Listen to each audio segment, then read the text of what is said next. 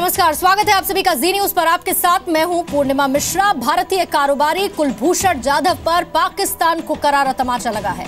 Netherlands की international court justice ने कुलभूषण जाधव की मौत की फांसी की सजा पर रोक लगा दी है। भारत ने पाकिस्तान की मिलिट्री कोर्ट के फैसले के खिलाफ अपील की थी। भारत की अपील में कहा गया था कि पाकिस्तान ने कुलभूषण जाधव को अपना पक्ष रखने का मौका नहीं दिया, न ही उन्हें भारत के उच्चायोग अधिकारियों से मिलने की इजाजत दी है और उसे फांसी दे दी गई, जिसके बाद इंटरनेशनल कोर्ट ऑफ जस्टिस ने इंटरिम स्टे लगा दिया है कुलभूषण जाधव की फांसी पर। इस खबर पर हम पूरी तकनीकी विश्वसनीयता के साथ पुष्ट खबरों से आपको अपडेट करते रहे और इस पर साथ ही हमने एक्सपर्ट से भी बातचीत की है। केंद्रीय गृह राज्य मंत्री हंसराज अहीर ने कहा है कि इंटरनेशनल कोर्ट के फैसले से पाकिस्तान की बड़ी हार हुई है और भारत कुलभूषण की रिहाई के लिए हर कोशिश करेगा। ये बहुत बड़ी सफलता मैं मानता हूं और बहुत बड़ी हार है पाकिस्तान की। पाकिस्तान एक दुष्ट राष्ट्र, एक कपट नीति के साथ में भारत साथ में काम करता है।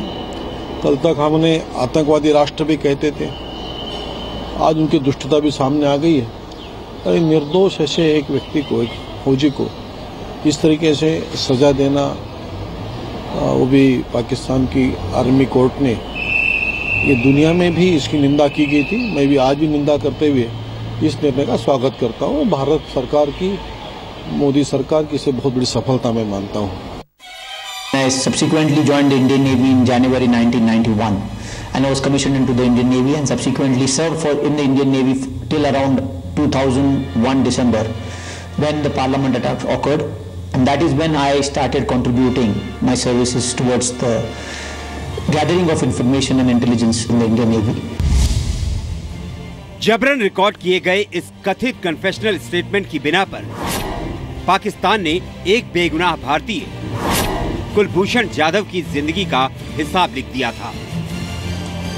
इस एक झूठ के सहारे बलूचिस्तान में अपने जुल्म को भारत से शत्रुता की आड़ में छुपाने की कोशिश की थी, लेकिन इस मंसूबे पर अंतर्राष्ट्रीय कानून का हथौड़ा चला है। हेग में मौजूद इंटरनेशनल कोर्ट ऑफ जस्टिस ने भारतीय नौसेना के पूर्व अफसर और कारोबारी कुलभूषण जाधव की फांसी की सजा पर रोक लगा दी है। जासूसी के झूठे आरोप में पाकिस्तान की सैन्य अदालत फील्ड जनरल कोर्ट मार्शल ने जाधव को फांसी की सजा सुनाई थी, लेकिन भारत ने इसके खिलाफ अंतर्राष्ट्रीय कोर्ट में गुहार लगाई और कहा कि कुलभूषण जाधव को ईरान से अगवा किया गया था, जहां वो नेवी से रिटायर होने के बाद कारोबार कर रहे थे। कुलभूषण जाधव की फांसी पर रोक इसलिए बेहद अहम है क्योंकि पाकिस्तान ने न सिर्फ उसे अगवा किया, फर्जी तरीके से सैन्य अदालत में एक तरफा मुकदमा चलाया, बल्कि 25 मार्च 2016 से 31 मार्च 2017 के बीच उसके काउंसलर एक्सेस की भारत की 13 अर्जियों को भी नामंजूर कर दिया, जो कि वियना समझौते का उल्लंघन है। कुलभूषण जाधव की फांसी की सजा पर अंतर्राष्ट्रीय कोर्ट की रोक के बाद विदेश मंत्री सुषमा स्वराज ने ट्वीट किया। उन्होंने लिखा, कुलभूषण जाधव की मां से बात की है और उनको अंतर्राष्ट्रीय कोर्ट ऑफ जस्टिस के आदेश के बारे में बताया है। भारत अंतर्राष्ट्रीय कोर्ट में कानूनी विकल्प के तौर पर गया है, लेकिन राजनयिक तौर पर भी भारत ने पाकिस्तान को कड़ी चेतावनी दी थी।